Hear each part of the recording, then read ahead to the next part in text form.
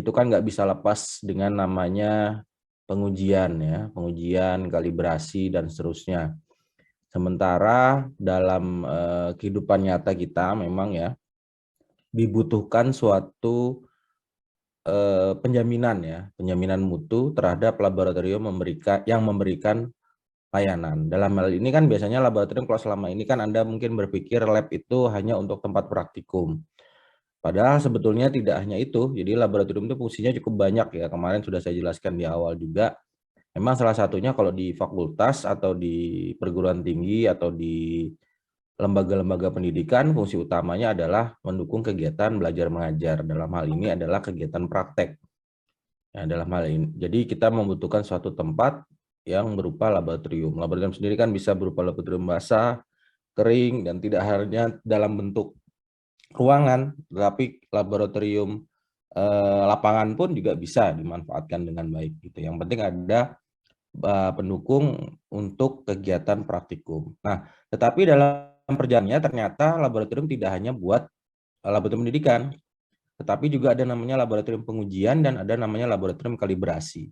Nah, dua laboratorium ini memang bukan bagian dari laboratorium yang mendukung kegiatan pembelajaran, tetapi lebih ke arah laboratorium untuk menjamin suatu proses. Prosesnya itu bisa berupa menguji ya, memberikan pengujian ya, kemudian memberikan pelayanan, jasa dan seterusnya ya. Nah, itulah laboratorium pengujian. Kemudian juga ada laboratorium kalibrasi yang bertugas untuk memberikan kalibrasi terhadap pengukuran sesuatu ya, sesuatu yang harus diukur atau berarti butuh kalibrasi. Nah, makanya dalam pertemuan kali ini sertifikasi dan akreditasi laboratorium itu harus saya berikan gitu. Minimal Anda punya bekal bisa membedakan apa sih bedanya laboratorium pendidikan dengan laboratorium yang untuk pengujian dan seterusnya ya. Baik, saya lanjutkan ya. Nah, sebelum lebih jauh dulu, tadi kan ada sertifikasi dan akreditasi. Nah, ini dulu yang harus saya berikan pemahaman kepada Anda dulu. Apa sih sebetulnya bedanya sertifikasi dan akreditasi? Apakah itu sesuatu yang sama? Apakah itu hanya berbeda akronimnya misalnya? Nah, kalau di laboratorium ya dari bidang sistem manajemen mutu, sertifikasi dan akreditasi adalah ada dua hal yang sangat berbeda jauh ya. Tetapi saling berkaitan satu sama lain dan cukup kuat kaitannya. Nah, ini ada kaitannya dengan nanti akreditasi atau status akreditasi dari suatu laboratorium ya.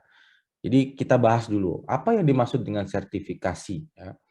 Jadi sertifikasi itu adalah proses yang dilakukan oleh suatu pihak di luar pihak yang diujikan. Dalam hal ini adalah pernyataan pihak ketiga. Ya, jadi suatu pernyataan, ya. Jadi suatu pernyataan pihak ketiga ini mengeluarkan pernyataan bahwa suatu laboratorium itu layak. Ya, jadi ada pihak ketiga, ada pihak ketiga menyatakan kesesuaian antara suatu produk, ya, suatu produk, personil, sistem, atau bahkan bisa sampai di proses. Ya, nah ini dulu, ini yang kita pahami, produk, personil, sistem, atau proses. Ya, jadi semua kegiatan yang dilakukan di lab tersebut, ya, apapun itu terkait dengan 4 hal tadi, produk, personil, sistem, ataupun proses, ini ada kesesuaian. Ya, maksudnya apa? Dari masuknya suatu sampel, kemudian dilakukan proses pengujian, sampai hasil yang dikeluarkan itu keluar.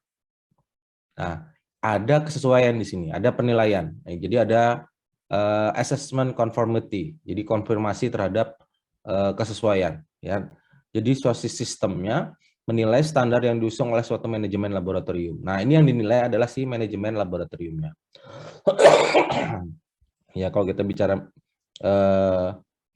manajemen di lab, ya tentu kita bicara personilnya, susunan personil labnya, kompetensi laborannya atau kompetensi personilnya seperti apa, kemudian bagaimana proses penerimaan sampel, sampel diapakan dan seterusnya, kemudian bagaimana proses pengujiannya, ya penggunaan atau pemanfaatan instrumentasi yang terkalibrasi dengan baik dan seterusnya. Nah, itu bagaimana? Nah, ini semua harus ada kesesuaian. Kalau ada kesesuaian antara keempatnya tadi, ya baik itu produk, personil, sistem dan juga proses tadi, maka boleh dikeluarkan ya atau ada suatu pengakuan oleh pihak ketiga tadi bahwa memang laboratorium tersebut sudah tersertifikasi. Ya, ini dulu, ini yang perlu kita pahami ya, berarti lab tersebut sudah tersertifikasi atau suatu fasilitas tersebut tersertifikasi. Contoh misalnya mungkin pernah mengenal istilah ISO 9000 ya. ISO 9000 itu adalah suatu sistem standar internasional yang dikeluarkan ya, mengacu kepada sistem manajemennya. Ya, sistem manajemennya. Bagaimana fungsi dari seorang direktur, fungsi wakil direktur, vice dan seterusnya ya sampai ke teknikalnya yang paling bawah ya. Kemudian ada namanya misalnya sistem keamanan informasi ISO standar 27001. Ya, ini terkait dengan keamanan informasi. Karena nggak boleh bocor ya, data itu nggak boleh semua orang bisa mengakses. Nah, kalau ini bisa diterapkan, maka mendapat sertifikat. Ya, jadi sertifikatnya beda. Manajemen mutu itu 9.000, untuk keamanan informasi itu adalah 27.001 ya. 27001 dan untuk lab ada sendiri namanya adalah ISO 17025. Nah, ini adalah International Standard Organization nomor 17025 yang mengacu kepada standar untuk laboratorium. Ya, baik itu laboratorium pengujian maupun laboratorium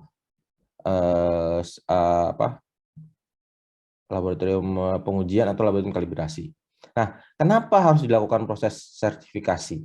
Ya, tadi untuk menjamin bahwa organisasi dalam laboratorium tadi dia sudah memang menerapkan ya sebuah sistem manajemen ya untuk mencapai kendaraan tertentu. Kalau kita bicara sistem manajemen itu kan suatu cara, suatu metode yang digunakan oleh suatu organisasi atau suatu kumpulan orang tertentu untuk mencapai tujuan organisasinya. Nah, ini maksudnya ya. Nah, apakah organisasi tadi menjalankan sistem tadi sesuai dengan kebijakan atau dengan sasaran yang sudah ditetapkan? Ya, jadi harus ada kesesuaian. Ya sama kalau kita di perguruan tinggi kan terakreditasi juga ya, ada akreditasi, ada sertifikat akreditasinya. Nah, sama ya, itu dikeluarkan oleh Lampetекes misalnya. Nah, kemudian siapa yang boleh menyelenggarakan proses sertifikasi? Apakah semua bisa? Nah, lembaga sertifikasi atau certification body adalah badan yang berhak ya, dan tidak semua. Di Indonesia itu kita cuma punya komite akreditasi nasional atau KAN. Dan kita juga punya namanya Badan Standarisasi Nasional atau BSN ya. Nanti ini juga kita akan bahas ya. Nah, lembaga ini sudah mengacu kepada ISO 17021 ya. Jadi persyaratan untuk lembaga yang menyelenggarakan audit dan sertifikasi suatu sistem manajemen. Nah, ini dulu kita pahami. Jadi sekali lagi sertifikasi itu adalah pernyataan dari pihak ketiga ya yang dikeluarkan untuk mengakui kesesuaian tadi. Ini yang kita pahami. Sampai sini paham ya, sertifikasi ya. Nah, ini sertifikasi. Kemudian bagaimana dengan akreditasi? Nah, akreditasi itu pengakuan resmi atau formal ya dari suatu badan ya. Dalam hal ini adalah badan akreditasi. Nah, di kita ya yang mengeluarkan adalah Komite Akreditasi Nasional atau KAN. Mungkin pernah dengar KAN ya, KAN. Jadi kalau lihat kop surat ataupun misalnya pernah main ke puskesmas, pernah main ke rumah sakit atau apapun itu yang dia sudah terakreditasi atau tersertifikasi itu biasanya ada logo KAN ya, Komite Akreditasi Indonesia pada bagian pojok ya. Jadi sudah memenuhi persyaratan. Jadi dia sudah diakui bahwa benar si puskesmas tadi atau si lab tadi memiliki kesesuaian atau memiliki kompetensi dengan kesesuaian yang ada. Hanya lab pengujian ya, tentu bagi lab pengujian ya. Jadi secara singkat lembaga akreditasi bisa menyelenggarakan asesmen dan menilai kompetensi lembaga sertifikasi. Ya, ini pakai ISO 17011. Nah, jadi kenapa harus ada sertifikasi dan akreditasi? Jadi kalau kita boleh cerita kembali ke belakang ya. Nah, kalau dalam pengujian ya seorang apa namanya, pelanggan dalam memilih lab, dalam melakukan pengujian, pasti mereka yang pertama cek itu adalah kredibilitas, ya. Nah, kredibilitas suatu lembaga pengujian itu akan bisa dinilai kalau dia sudah tersertifikasi ISO 17025 dalam hal ini. Berarti apa maksudnya? Bahwa lab yang akan kita jadikan sebagai tempat pengujian itu bisa kita percaya. Baik itu kualitas hasil tesnya, sehingga dan prosedurnya itu juga sesuai dengan standar yang ada. Sehingga kalaupun kita lakukan pengujian di situ dengan di tempat lain, hasilnya nggak boleh jauh beda. Makanya dalam akreditasi atau sertifikasi laboratorium ada juga namanya uji profisiensi. Uji profisiensi itu adalah diuji perbandingannya antara lab kita dengan lab lain. Maka hasilnya nggak boleh jauh. Nah, yang mengadakan pun harus lewat lembaga yang sudah dipercaya. Ya, jadi ISO 17025 sendiri sekali lagi menjadi suatu sertifikat wajib yang dimiliki oleh laboratorium, terutama dalam ini untuk laboratorium pengujian ya. Jadi baik itu untuk melakukan proses pengujian, sampling dan kalibrasi ya. Ini menjadi apa namanya, kredibilitas dari lab tersebut, sehingga sertifikasi dan akreditasinya ini menjadi suatu yang sangat diperlukan ya. Jadi kalau kita perhatikan seperti itu. Nah, kaitannya apa sih sebetulnya antara sertifikasi dan akreditasi di laboratorium sendiri? Jadi di Undang-Undang Nomor 20 Tahun 2014 tentang standarisasi dan penilaian kesesuaian itu telah menjelaskan hal ini dengan rinci ya. Jadi maksudnya akreditasi itu jadi ranah institusi tertentu yang berwenang untuk menyatakan suatu lembaga. Jadi dia institusi ya, dia punya kewenangan untuk memberikan atau menyatakan suatu lembaga lain, institusi atau laboratorium benar memiliki kompetensi dan berhak menyelenggarakan penilaian kesesuaian. Nah, ini maksudnya dalam hal ini yang diberikan kepercayaan itu adalah Komite Akreditasi Nasional. Nah, sertifikasi bicara tentang rangkaian kegiatan assessment ya. Jadi proses assessment menilai kesesuaian antara penjaminan tadi.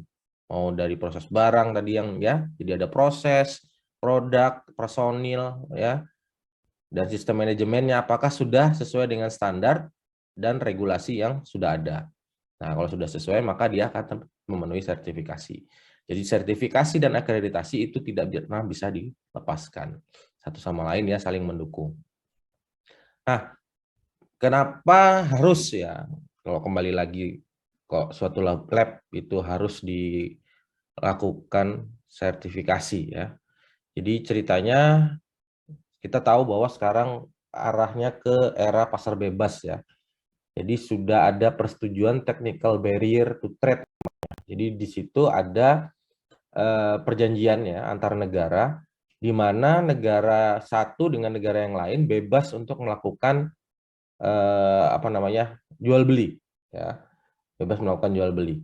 Nah, dengan adanya era pasar bebas ini, maka kebutuhan akan standar produk ya, dalam hal ini produk maupun jasa itu akan menjadi semakin tinggi ya.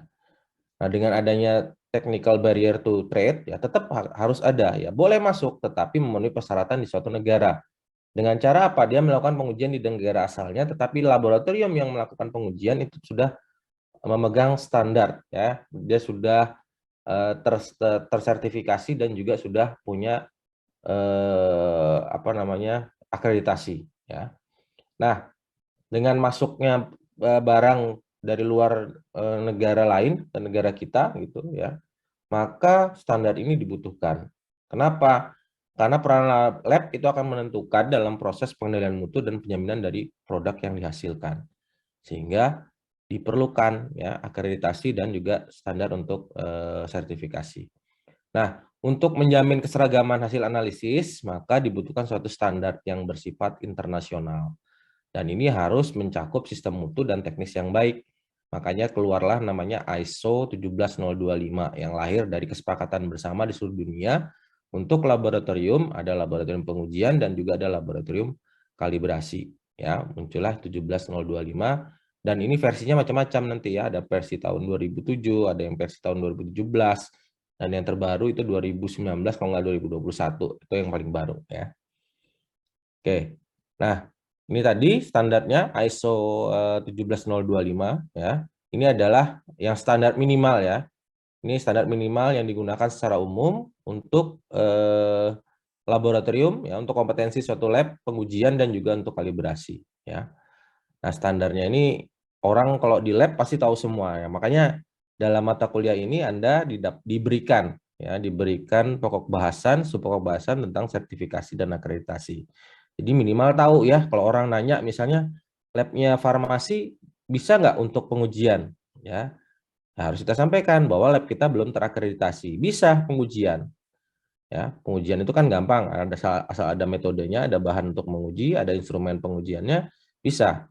Tetapi kembali lagi tadi lab kita sudah memenuhi persyaratan, sudah memiliki kredibilitas belum? Ya, karena belum punya sertifikat ISO 17025 maka belum menjadi laboratorium yang terakreditasi. Ya.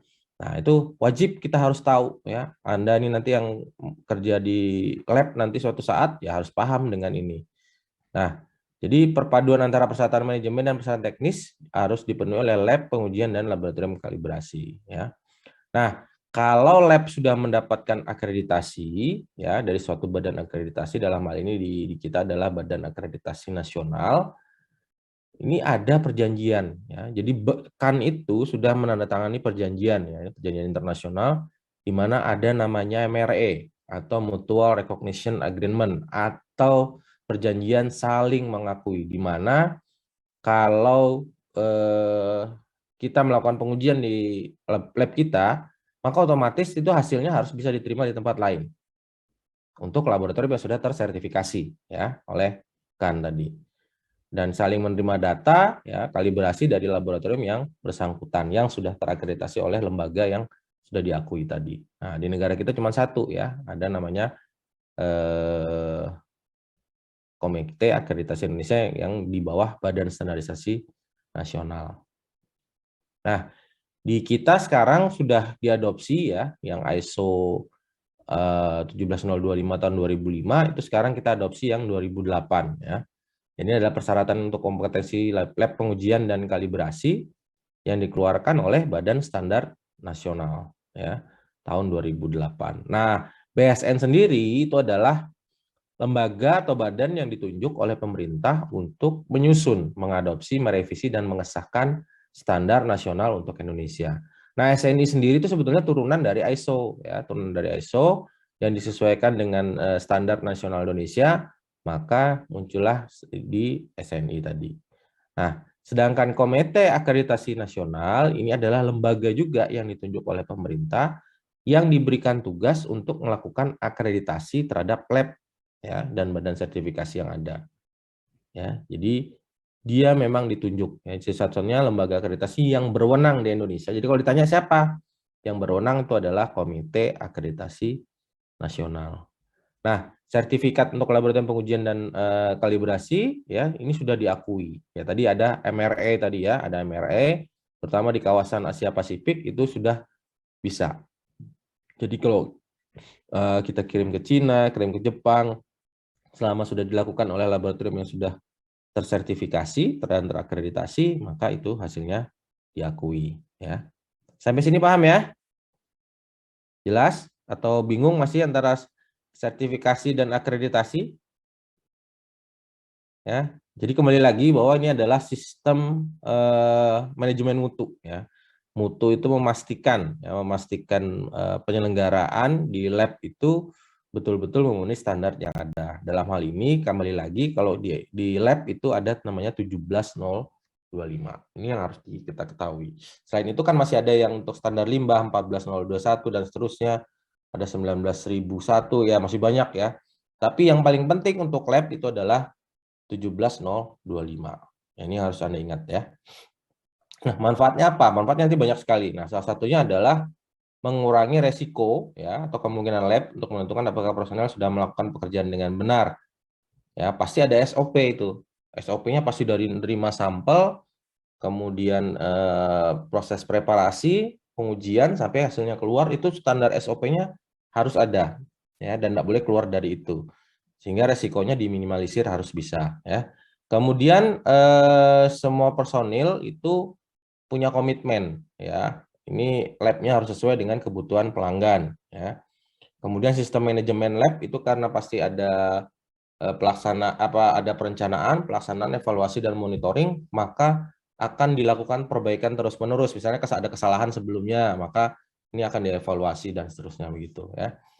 Kemudian keterampilan personil itu wajib juga ya, harus ada namanya program pelatihan dan evaluasi efektivitas jam kerja. Kemudian citra lab itu akan meningkat ya, orang akan jauh lebih percaya, kepuasan pelanggan juga tercatat dengan baik ya.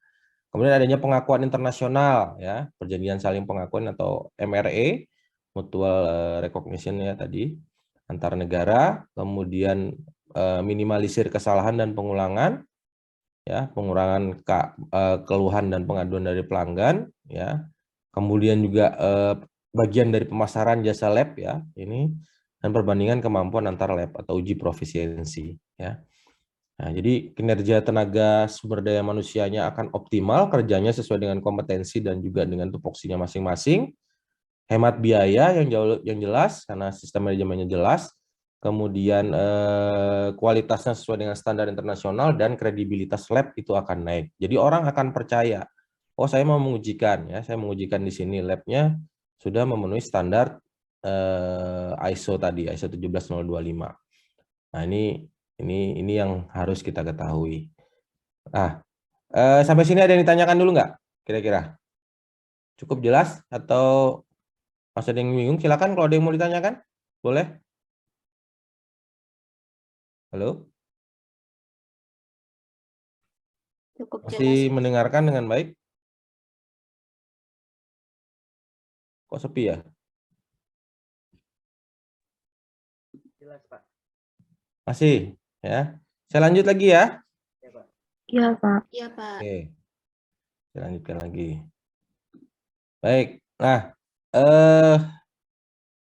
ini silakan dibuka ya alamatnya untuk Komite Akreditasi Nasional di www.kan.or.id ya. Ini adalah lembaga tadi yang sudah ditunjuk oleh pemerintah terutama untuk Indonesia yang bertugas mengeluarkan sertifikat kompetensi sertifikat akreditasi ya, sertifikat akreditasi ya untuk suatu laboratorium ya.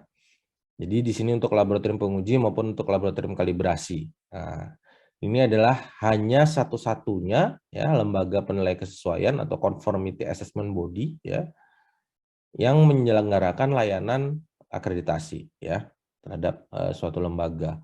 Jadi dia seperti lembaga sertifikasi bisa, sebagai lembaga inspeksi bisa, lembaga validasi ya, penyelenggara uji kalau ada mau profesiensi antar lab tadi juga lewatkan juga bisa, dan juga untuk produsen bahan acuan ya, dalam hal ini yang mengeluarkan sertifikat of analysis.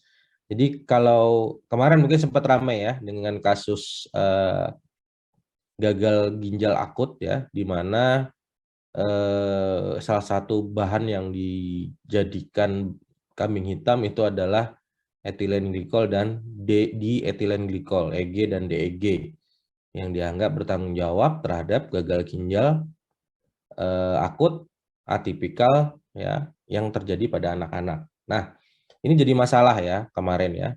Kenapa saya bilang jadi masalah? Ini ada kaitannya dengan laboratorium akreditasi, laboratorium terakreditasi juga sebetulnya ya. Kenapa? Dalam membuat suatu produk ya, dalam membuat suatu produk itu industri itu wajib menggunakan bahan baku yang sudah punya sertifikat of analysis. Nah, maksudnya apa? Si industri ini pasti kan akan membeli bahan baku ya, misalnya bikin sirup paracetamol ya, butuh propilen glikol ya, mungkin butuh bahan-bahan lain ya. Nah, yang jadi masalah ternyata bahan baku yang dibeli dari supplier itu tidak memenuhi persyaratan. Kenapa? Di COE-nya ya, di sertifikat yang dikeluarkan untuk bahan baku propilen glikol itu harusnya tidak ada cemaran EG dan DEG. Adapun ada batas ambang yang tidak boleh melewati. Ternyata dalam kenyataannya hal ini dilanggar. Ya, ini kesalahannya bukan pada laboratoriumnya, tetapi kepada suppliernya, di mana mereka tidak melakukan pengujian secara berkala untuk mengetahui berapa jumlah batasan ya atau EG dan DEG itu sehingga tidak menyebabkan terjadinya pencemaran. Makanya dalam memproduksi obat di cara pembuatan obat yang baik, salah satunya adalah bahan baku yang digunakan itu sumbernya harus jelas. Nah, ini supaya memudahkan. Jadi sebetulnya kenapa harus dibuatkan suatu cara pembuatan obat yang baik gitu ya. Supaya kalau ada kejadian luar biasa seperti ini ya, kejadian sekarang itu penelusurannya mudah ya, dari mana. Akhirnya kan dapat yang tersangka utamanya adalah supplier yang memberikan bahan baku tidak sesuai dengan standar. Ya, supaya bisa ditelusuri kalau udah kejadian seperti ini. Nah, ini kan penting sebetulnya. Jadi fungsi lab itu di sini betul-betul ya hasil sertifikat atau hasil uji yang dikeluarkan ya yang sudah diakreditasi oleh KAN ya, maka hasilnya itu harusnya bisa diterima. Jadi nggak perlu lagi misalnya BPOM melakukan pengujian lagi, nggak perlu sebetulnya ya. Tapi sudah cukup ya.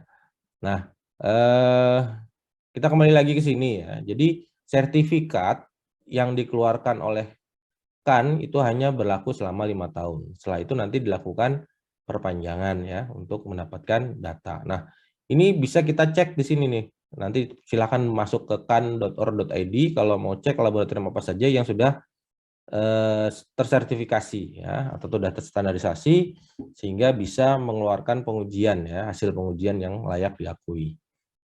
Nah, saya kembali lagi, kita lanjut. Ini skemanya ya, layanan laboratorium pengujian sudah ada ya.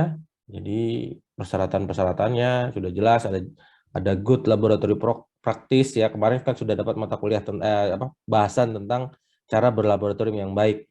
Jadi ini masuk bagian ya, cara berlaboratorium yang baik. Bagaimana kalau seorang laboran atau personel yang berada di laboratorium pengujian dalam bekerja harus menggunakan jas lab ya, kemudian standar-standar bekerja dan seterusnya. SOP itu harus ada ikuti ya, bahkan ada SOP-nya. Kemudian bagaimana pengujian untuk bahan kimia, bahan biologi, bahan kimia pangan itu semuanya ada ya. Nah, ini adalah proses bagaimana akreditasi itu berjalan ya. Jadi dari lab, ini lab akan mengajukan permohonan kepada direktur ya di KAN ya. Nanti kemudian dilakukan penunjukan asesor ya. Nah, asesor itu adalah orang yang ditunjuk oleh KAN untuk memeriksa lab tadi memenuhi persyaratan atau tidak ya. Jadi dia memeriksa kelayakan dilakukan. Nah, nanti setelah periksa dokumen mereka akan langsung melakukan surveillance ya ke lab tersebut. Oh ya, benar dengan kondisinya, mereka melaksanakan SOP dengan baik ya, sesuai dengan aturan dan seterusnya. Nah, setelah ini keluar ya, hasilnya nanti dilaporkan ya, apakah memenuhi atau tidak ya. Setelah itu nanti dari sini ya, langkah berikutnya adalah dari KAN ya, ini ke bagian teknikalnya untuk meminta saran kepada bagian teknis apakah ada yang kurang misalnya atau perlu diperbaiki, maka muncullah technical advice atau saran untuk secara teknisnya. Nah, setelah itu baru granting akreditasi ya, berarti menerima proses akreditasi. Nah, ini proses-proses yang terjadi sehingga sampai mendapatkan akreditasi dari KAN ya. Ini memang nggak mudah, biasanya juga tidak langsung saja begitu saja, tapi mereka akan dampingi untuk diberikan technical advice ya, untuk perbaikan-perbaikan. Setelah itu baru nanti dijalankan, mereka selama 6 bulan ya, baru datangin lagi ya, dicek apakah sudah benar dilaksanakan atau tidak. Kalau sudah benar misalnya 6 bulan dijalankan dengan baik, maka baru menerima akreditasi. Nah, kemudian ini tadi tentang ISO 17025 ya. Ini adalah general requirement ya, jadi syarat minimal untuk kompetensi ya dan konsistensi operasi dari suatu laboratorium ya. Jadi semua terkait dengan aktivitas laboratorium ya, jumlah personil, layanan dan seterusnya ya. Ini di ISO 17025 dan seterusnya ya. Nah, ini nanti bisa dibaca. Jadi sekali lagi 17025 itu fungsinya ya adalah sebagai menjamin ya, proses penjaminan bagaimana semua itu berjalan ya sehingga tersertifikasi dengan baik. Oke, nah ini contoh ini dari sertifikat dari KAN ya yang diberikan kepada PT Saraswati. Ini adalah salah satu lab terbesar yang juga diakui oleh BPOM ya. Nah, terutama kita ya di farmasi itu kan produk harus diuji ya. Nah, apakah boleh Pak lab, misalnya industri punya lab sendiri terakreditasi? Oh, itu boleh dengan baik. Ya, silakan. Ya, kalau memang di ini, jadi hasilnya itu akan selalu dipercaya oleh BPOM ya. BPOM itu hanya menerima hasil pengujian ya untuk memberikan syarat izin edar dari laboratorium yang sudah tersertifikasi. Nah, ini contohnya punya PT Saraswati ya, yang ada di Bogor. Nah, ini umum untuk laboratorium pengujian dan kalibrasi. Jadi kalau kita mau uji misalnya kadar air, apa segala macam yang hasilnya diakui ya ke sini aja. Nah, ini contoh lain ada Sukovindo, BPOM sendiri juga laboratoriumnya itu juga sudah terakreditasi ya. Kebanyakan atau rata-rata lab-labnya sudah memenuhi standar akreditasi yang ada. Dan masih banyak lagi lab, ada beberapa lab yang memenuhi persyaratan. Di Samarinda sendiri kita ada namanya Baristan ya, punyanya Pemkot Samarinda. Itu ada beberapa instrumentasi ya. Nah, ini instrumen yang umum dipakai ya, FTIR, GCMS, LC-MS, HPLC, AAS. Ini umum dipakai untuk uji analisis. Tapi juga ada yang lain seperti tadi untuk standar kimia cemaran biologi misalnya ya, koloni counter misalnya apa segala macam. Nah, ini harus tersertifikasi. Ini orang yang kerja di dalamnya harus standar dan seterusnya. Oke, sampai di sini ada yang ditanyakan?